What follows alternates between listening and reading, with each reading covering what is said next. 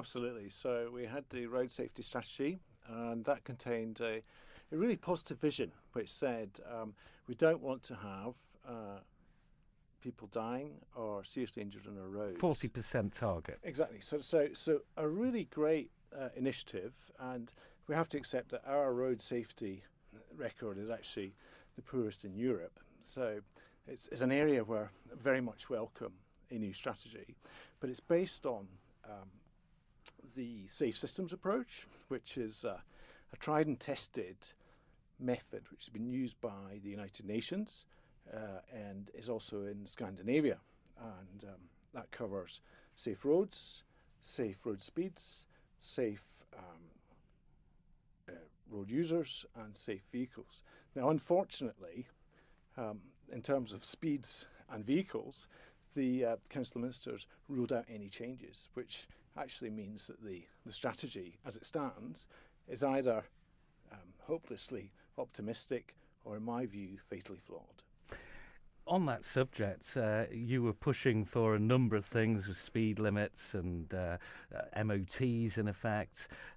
You were accused of trying to punish the many rather than looking after the few, you were accused of. Well, I asked for explanations about how we got to where we're at in the strategy in terms of ruling out any changes to speed limits. And one of the things I was asking for was, why are we not looking at to extend the 20-mile-an-hour zones, which right across Europe you are seeing come into place, again, following best practice from the United Nations, from the World Health Organization. And if you look at the pedestrian casualty statistics that we have, the most likely people to be injured as a pedestrian are those under 15, so our children are most at risk. And right across the UK, you have seen urban areas listen to their residents who are concerned about this and say, actually, we'd like a 20-mile-an-hour limit. So that's why I was saying, why is that not in our strategy? So if you go to Liverpool, Tim, they have a thing called the 20 effect. And so Liverpool City Council has written out to all their residents and said, would you like us to reduce the speed limit in your area? And their strategy, their tagline is slower speeds, safer streets. So I would like to see us explore these options. And I think it's wrong to rule them out at this stage of any strategy, particularly as we have such a commendable goal in terms of eliminating deaths and serious injuries on our roads. I take it you drove at 20 miles an hour to come up to Manx Radio. Yes, I did. And you know, because that's often a limit that isn't taken on board. Indeed, and actually it's quite a dangerous road, particularly at the bottom of the hill there, where you've got two rows of cars either side, and it's quite narrow because it's an old Victorian road, and many of the roads in Douglas are like that. And we have to accept that. There's nothing we can do about that, and clearly there's no silver bullet to all of these situations. So speed limits are one aspect, driver behaviour is another, and that was a point, wasn't it? A big point was made. It's about education. So education is one factor, but to a degree, it's to say, well, actually, there's a combination of things we need to do. So the evidence from elsewhere is very much that you need to do a combination of things if you want to change a culture.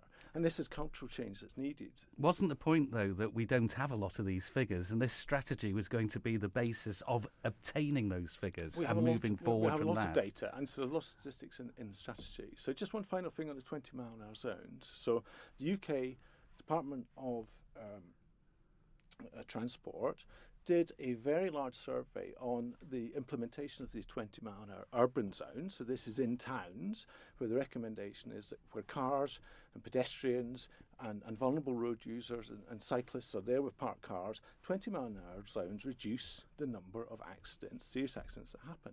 So they did a survey, and 75% of local residents were very positive after the 20-mile-an-hour zone was implemented.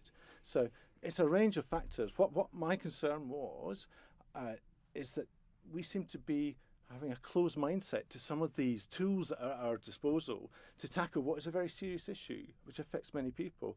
And in terms of that statistics that you raised, we have quite a good data set. We're going to improve that data set, which is great. And I was delighted that the Minister has agreed, following questions with me, to publish that benchmarked against other places. And I think that's very important so we can measure how we get better at this. But at the end of the day, that almost sanitises what is actually something much more in statistics. Each one of these numbers actually is a life-changing event, and it's a tragedy for the people and their families. So we can talk about statistics all day long, but the impact of it is far, far greater. A lot of members criticised you for the stance you took and the manner in which you addressed the court. It was, I'm right, you're wrong. Well, I'm not sure that's how I would take the whole of the debate. Yes, some people were clearly unhappy, and cultural change is difficult. You know, I mean, we have to accept there are different perspectives on this. What I was looking at is an evidence-based approach. So I have many constituents who are very unhappy about speeding in their area, and if you look at the Isle of Man Social Attitude Survey, that shows 55% of residents in Maloo, in Braddon, in Marown felt that speeding was a fairly big or a very big problem for them, and that's impacting people's daily lives. So whilst in many ways this is a controversial topic, it's a topic that we should be able to talk about, and we should not be afraid to have these debates. And so I was slightly surprised by some of the comments, but that's fine. We have differences of opinion. My view is we need to look at our facts, and some of the comments that were made were very anecdotal, and actually it's a much better quality debate if you base your views on facts rather than your opinions. We've also had the survey out, the attitude survey about roads and cyclists and walking. And cyclists and walking were the two that there was more dissatisfaction about. Yeah, I mean, I think that reflects the view of people that actually we are prioritising cars ahead of other more vulnerable road users. And you know, I see that when I talk to my constituents. So I have people who are very concerned about their children being able to cross the road. And I know a couple of members in the debate actually said they were in a similar situation, if you recall, that they were having to drive their children to the other side of the road to get the bus because the road was too difficult for them to cross. I have a number of people like that in Middle. I also have elderly people who have to get the bus back, so they'll get the bus into Douglas to do their shopping, and then they get a taxi back because they can't cross the road outside their house.